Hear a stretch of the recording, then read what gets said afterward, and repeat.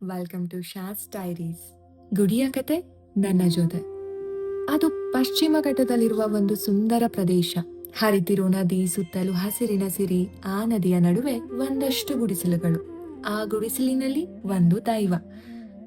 ನಿಸರ್ಗ ಸೌಂದರ್ಯ ಹಾಗೂ ಭಕ್ತಿ ಸೌಂದರ್ಯ ಸೇರಿರುವ ಈ ಪ್ರದೇಶ ಇರೋದು ಕೇರಳ ರಾಜ್ಯದ ಕಣ್ಣೂರು ಜಿಲ್ಲೆಯ ಕೊಟ್ಟಿಯೂರು ಎಂಬಲ್ಲಿ. ಹೌದು, ನಾನ್ ಹೇಳೋಕೆ ಹೊರಟಿರೋದು ಕೊಟ್ಟಿಯೂರಿನಲ್ಲಿರೋ ಶಿವನ ಆಲಯದ ಬಗ್ಗೆ. ಈ ಪ್ರಕೃತಿನಲ್ಲಿರುವ ದೇವಸ್ಥಾನವನ್ನು ವರ್ಷದಲ್ಲಿ ಕೇವಲ 28 ದಿನಗಳು ಮಾತ್ರ ತೆರೆದಿರುತ್ತದೆ. ವೈಶಾಖ ಮಾಸದಲ್ಲಿ ನಡೆಯುವ ಈ ಉತ್ಸವ ವೈಶಾಖ ಉತ್ಸವ ಎಂದೇ ಪ್ರಸಿದ್ಧಿ. ಸನಾತನ ಧರ್ಮದ ಅಡಿಪಾಯವನ್ನು ಹೊಂದಿರುವ ಈ ದೇವಾಲಯ ತುಂಬಾನೇ ವಿಶೇಷತೆಯನ್ನು ಒಳಗೊಂಡಿದೆ. ಈ ಕೊಟ್ಟಿಯೂರು ಪುರಾಣ ಇತಿಹಾಸವನ್ನು ಹೊಂದಿರುವಂತಹ ಕ್ಷೇತ್ರ. ಇಲ್ಲಿ 2 ಕಡೆಯಲ್ಲಿ ಶಿವನ ದೇಗುಲ ಇದೆ. ಒಂದು ಇಕ್ಕೆರೆ ಕೊಟ್ಟಿಯೂರು. ಈ ದೇವಾಲಯ ಕೇರಳ ಶೈಲಿಯಲ್ಲಿದೆ. ಪ್ರತಿನಿತ್ಯವೂ ಸ್ಥಳೀಯ ಸಂಪ್ರದಾಯದಂತೆ ಪೂಜೆ ಪುನಸ್ಕಾರಗಳು ನಡೆಯುತ್ತವೆ. ಮತ್ತೊಂದು ಅಕ್ಕರೆ ಕೊಟ್ಟಿಯೂರು. ಇಲ್ಲೂ ಕೂಡ ಶಿವನ ಪೂಜೆನೇ ನಡೆಯೋದು. ಜೊತೆಗೆ ಸತಿದೇವಿಯ ಪೂಜೆ ಕೂಡ ನಡೆಸಲಾಗುತ್ತದೆ. ಆದ್ರೆ ಇಲ್ಲಿ ಶಿವನಿಗೆ ಯಾವುದೇ ಶಾಶ್ವತ ದೇಗುಲ ಇಲ್ಲ, ಕೇವಲ ತರದ ವೇದಿಕೆ. ಮತ್ತು ಈ ಪುಣ್ಯ ಕ್ಷೇತ್ರ ಬಾವ್ಲಿ ನದಿಯ ನೀರಿನಲ್ಲಿ ಸುತ್ತುವರೆದಿದೆ. ಇನ್ನು ಈ ದೇವಾಲಯದ ಇತಿಹಾಸಕ್ಕೆ ಬರೋದಾದ್ರೆ, ಹಿಂದೊಮ್ಮೆ ಬ್ರಹ್ಮನ ಮಗ ದಕ್ಷ ಪ್ರಜಾಪತಿ ಒಂದು ದೊಡ್ಡ ಯಾಗ ಮಾಡಿದ. ಆ ಯಾಗವೇ ಬೃಹಸ್ಪತಿ ಸತ್ರ. ಎಲ್ಲ ದೇವತೆಗಳಿಗೂ ಋಷಿಗಳಿಗೂ ಇಡೀ ಬ್ರಹ್ಮಾಂಡಕ್ಕೆ ಕರೆ ಕೊಟ್ಟ ದಕ್ಷ ತನ್ನ ಸ್ವಂತ ಅಳಿಯ ಶಿವನಿಗೆ ಮತ್ತು ಮಗಳು ಸತಿಗೆ ಮಾತ್ರ ಕರೆ ಕೊಡಲಿಲ್ಲ.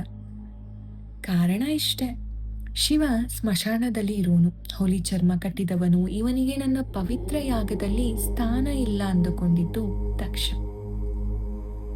ಶಿವನ ಹೆಂಡತಿ ಸತಿ ತಂದೆಯ ಯಾಗಕ್ಕೆ ಕರೆ ಇಲ್ಲದಿದ್ದರೂ ಹೋದಳು, ತಂದೆ ಮಗಳ ಬಂಧನ ದೊಡ್ಡದು ಅಂತ. ಆದ್ರೆ ದಕ್ಷ 1000 ಜನರ ಮುಂದೆ ಸತಿಯನ್ನು ಅವಮಾನಿಸಿದ. ಶಿವನನ್ನ ಅಮಂಗಳ ಅಂತ ಕರೆದ. ಗಂಡನ ಅವಮಾನ ಸಹಿಸದೆ ಸತಿ ಯಾಗದ ಬೆಂಕಿಗೆ ಹಾರಿ ಪ್ರಾಣ ಬಿಟ್ಟಳು.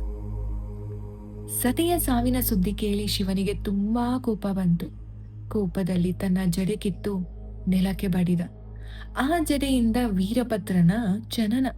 ಅವನದು ಭಯಂಕರ ರೂಪ 1000 ಕೈ ಬೆಂಕಿಯಂತೆ ಉರಿಯುತ್ತಿದ್ದ. ಶಿವನ ಆಜ್ಞೆಯಂತೆ ವೀರಭದ್ರ ಹೋಗಿ ದಕ್ಷನ ಯಾಗ ಪೂರ್ತಿ ಹೊಡೆದು ಹಾಕಿದ. ದಕ್ಷನ ತಲೆ ಕಡಿದು ಯಾಗ ಭೂಮಿಗೆ ಎಸೆದ.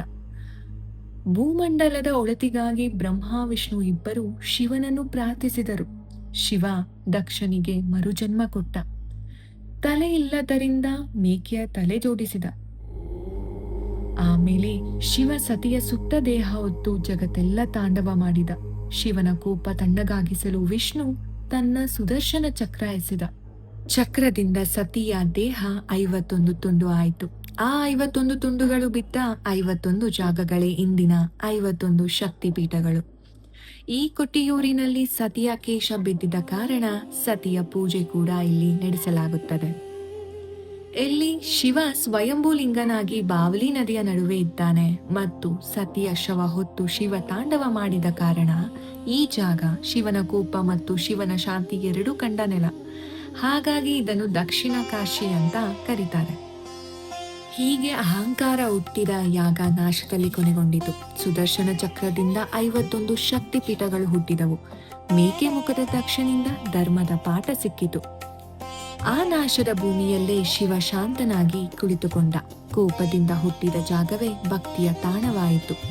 ಆದ್ದರಿಂದಲೇ ಇಲ್ಲಿ ಶಿವನಿಗೆ ಶಾಶ್ವತ ದೇವಾಲಯವಿಲ್ಲ. ಯಾಕೆಂದರೆ ಇದು ಯಾಗ ನಡೆದ ನೆಲ, ನಾಶವಾದ ನೆಲ. ಛಾವಣಿ ಹಾಕಿದರೆ ಆ ಸತ್ಯಕ್ಕೆ ಅಪಮಾನವಾಗುತ್ತೆ. ಹಾಗಾಗಿ ತೆರೆದ ಆಕಾಶವೇ ಛಾವಣಿ, ಬಾವಲಿ ನದಿಯೇ ಅಭಿಷೇಕ. ಅದೇ ಕೊಟ್ಟಿಯೂರು, ಅದೇ ದಕ್ಷಿಣ ಕಾಶಿ. ಐ ಹೋಪ್ ನಿಮ್ಗೆ ಈ ಕಥೆ ಇಷ್ಟ ಆಯ್ತು ಅನ್ಕೊಳ್ತೀನಿ. ಆದ್ರೆ ಕೊಟ್ಟಿಯೂರಿನ ರಹಸ್ಯ ಇಲ್ಲಿಗೆ ಮುಗಿಯೋಲ್ಲ. ಮತ್ತಷ್ಟು ಸಂಗತಿಗಳೊಂದಿಗೆ ಮುಂದಿನ ಎಪಿಸೋಡ್ನಲ್ಲಿ ಬರ್ತೀನಿ. ಅಲ್ಲಿಯವರೆಗೂ take care, bye bye. See you in next episode.